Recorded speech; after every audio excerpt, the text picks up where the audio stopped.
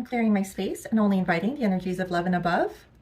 I did a reading for the new moon happening today in the sign of Cancer, and it's centered completely on your abundance, your wealth, your self-worth. I wanted to take a look and center this reading on what might be blocking you in order to manifest this abundance, in order to manifest the wealth that you want, the financial freedom that you want. And I wanted to give you a little bit of direction perhaps at things that you might not know about yourself or haven't seen clearly about your situation. It's my main goal on this channel. So let's take a look. We've got blessings, beautiful, and solitude. This is interesting here with the solitude coming through here, because in yesterday's reading, we talked about clearing your slate of any relationships that feel like they are chaotic or dramatic or toxic in any way. And so you can see how being in your own company and being comfortable in your own company can bring about blessings, can open up the space, the room for blessings to come into your life, especially with this new moon energy. I mean, the moon is being highlighted in this card. It's so lovely. So here's the advice that's coming through. Spend time in your own company, do some meditation, prayer work, scripting, however you want to work with this energy.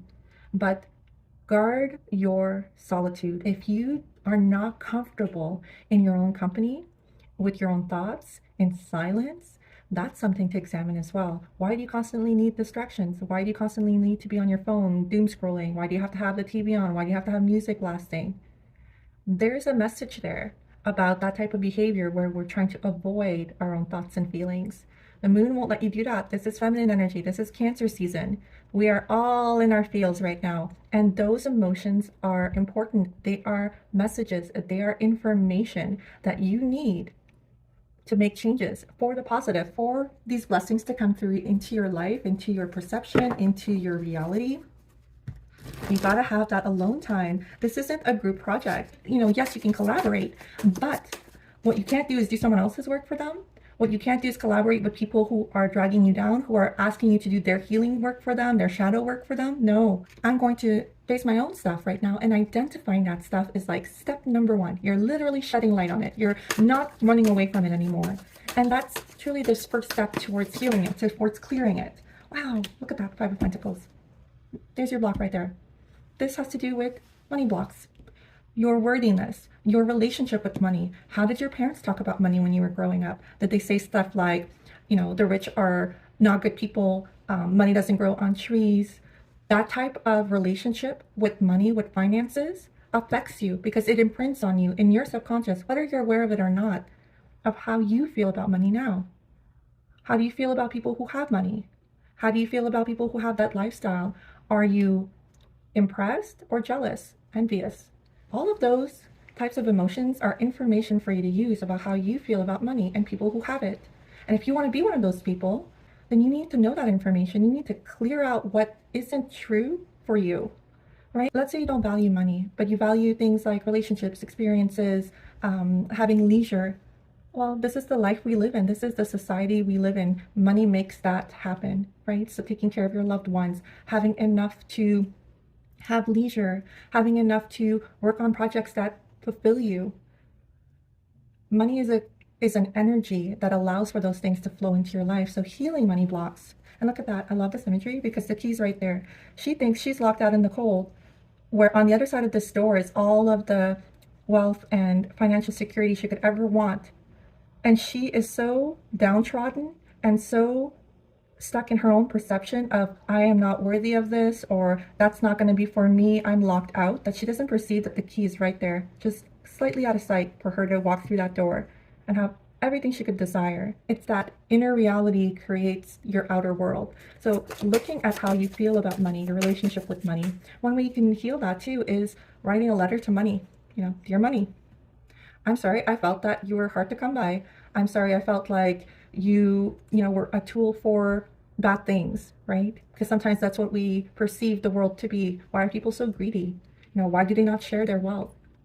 Maybe that's a perception that you have. Maybe that's also a perception that you focus on in reality. And I'm not saying that that's not true, but how would you act if money were to come to you? Would you be generous? Would you have an open hand? Would you understand that it's an energy that flows in and out? And when you require it, it comes to you. And when others require it, you're as generous to share it. Do you understand it like a flow? And so then you heal that relationship with money. Yeah, Page of Pentacles in the reverse. You're missing opportunities to gain your wealth, to perhaps even start a new career, a new partnership, a collaboration that would be fruitful. But your perception is so, look at that, even in this picture, you know, eyes closed, right? You don't see it, you don't perceive it. It's not for me, I'm not good enough, I'm not worthy enough, money is for other people, money is too hard to make. Whatever story or narrative you're telling yourself. Oh my gosh, I love this last card here. The High Priestess coming through, feminine energy, utilizing the moon, utilizing your higher chakras, your crown chakra, your third eye, even your throat chakra. Speak it to reality, think it to reality, fix that inner monologue, that inner world, that inner perception, to project it in your outer world. See how her eyes are closed? This is a solo project. This is about having solo time, solitude, meditation, prayer. It doesn't even have to be things where you just sit quietly if that is difficult for you. And I can understand meditation is difficult for some people. You might not have the attention span yet. You might have to work on that inner voice, quieting the mind. So try to make it where you're incorporating it in your daily life in a way that keeps your, I want to say your monkey mind, your busy brain, busy. So maybe you meditate while you're doing something. So it could be as simple as trying to meditate while solving a puzzle, drawing a picture, folding laundry, doing dishes. It doesn't need to be complicated. Fit it in your life. Make it work for your life. Alone time. No music, no distractions, no TV running in the background. Just you and your thoughts, and see what comes up. Thank the thought, thank the feeling as it comes up for showing up, for giving you information, and then pass it along. And the more you do this, the more you learn to control your thoughts, to censor your thoughts, and the more you learn to quiet the mind. So it's just a practice. It's a muscle, just like anything else. It requires practice. It requires commitment. But I think you are going to be committed, because on the other side of these blocks is your abundance. It's the life that you want. It's that, I'm sorry, it's very windy. We're about to have a storm here, so my cards are hovering a little bit. I personally love storm energy, so this is really lovely for me for my reading. There it comes. Perseverance. I know that I can do whatever I set my mind to. Yeah, exactly that. This is a mental task. This is a mind over matter task. This is a solo project where you control your mind. And as you control your mind, you control your outer perception, your outer world. You notice the opportunities. You're no longer laser focused on negativity, on lack, on not having enough, not feeling worthy of enough. I'm gonna get you one more card for healing.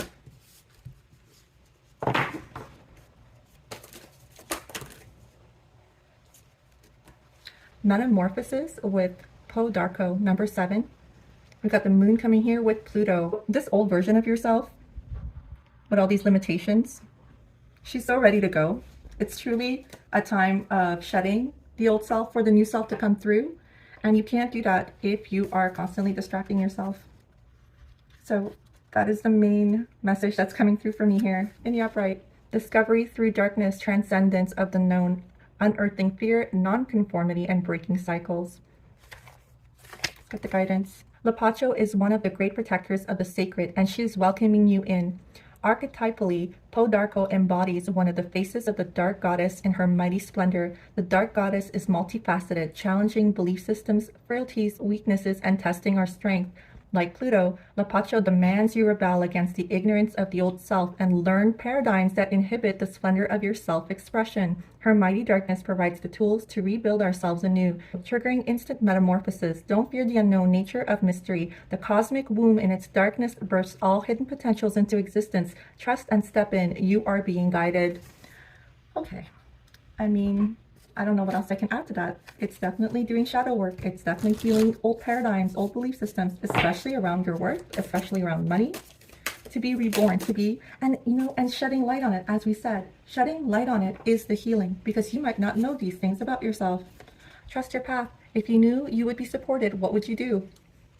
And protection. Call back your power. Cut the cords. Soul retrieval.